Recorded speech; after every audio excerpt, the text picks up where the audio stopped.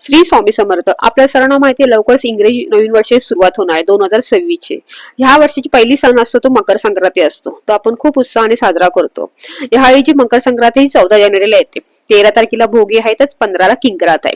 आता यावेळी देवीचं स्वरूप कसं आहे ते आपण बघणार आहे. ती कोणतीचं वाहन कोणते ते आपण बघणार आहे. यावेळी देवी जी आहे ती वाघावर बसून आलेली आहे. तिचं उपवाहन जे आहे ते घोडा आहे. ती कुमारिका आहे. ती बसलेली आहे. तिने पिवळे वस्त्र धारण केलेले आहेत. आणि सोबत तिने केशरी गंध टिळा लावलेला आहे. तिच्या हातात जाई हे फुल आहे. वासाकरता जाई हे फुल आहे. तिने पायस भक्षण केलेलं आहे. त्यामुळे आपल्याला दुधाचे पदार्थ अनिवार्य आहे.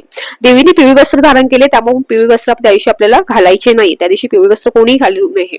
सोबत देवीचं स्वरूप कसं आहे. देवीचं स्वरूप जे आहे हे सर्प जातीचे आहे. तिने मोती धारण केलेला आहे. तिचं नक्षत्र नाव मंदाकिनी आहे. ती पूर्वेकडून पश्चिमेकडे चालली आहे आणि वायव्येकडे पाहत आहे.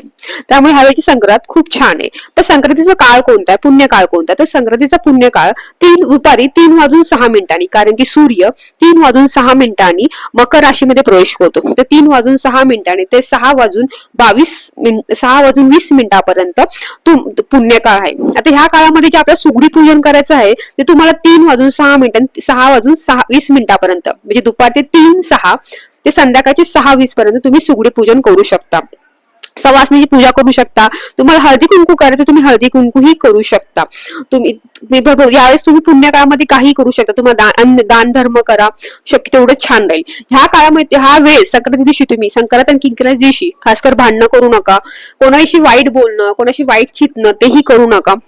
फक्त नामस्मरण जेवढं करता येईल तुम्ही तेवढं नामस्मरण करा. सूर्याची पूजा करा.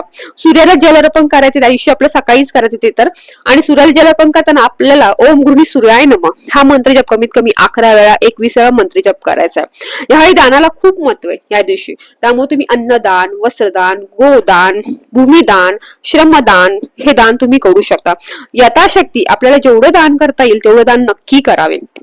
सूर्याचा ह्यामुळे सूर्य बलवान तो होतोच आणि ह्या दिवशी जे दान केले ते आपल्याला नेहमी रिटर्न भेटतात. त्याचे 10 पट का 100 पट रिटर्न भेटतं. प्रत्येक जन्माला ते रिटर्न भेटतं. त्यामुळे ह्यावेळी जेवढी तुम्ही दान धर्म करा तेवढं तुम्हाला खूप छान आहे. आपण यथाशक्ती करा. हे नाही की तुम्ही एवढंच केलं पाहिजे तेवढं यथाशक्ती जेवढं जमेल तेवढं दान धर्म करा. खूप छान राहील. तुम्ही श्रमदान जरी केलं तरी खूप उत्तम राहील. त्याचाही तुम्हाला त्याचा 100% रिझल्ट नक्की भेटणार आहे. नामस्मरण जेवढं करसाल तेवढं नामस्मरण करा. कोणासंग वाईट बोलणं वादिवाद करणं कोणाची टिंगल मस्ती करणं हे करू नका. जेवढं शक्य असेल तेवढं नामस्मरण करणं कोणाची मदत करणं हे नक्की करा. कारण हा दिवस खूप महत्वाचा आणि खूप छान असतो. श्री स्वामी समर्थ.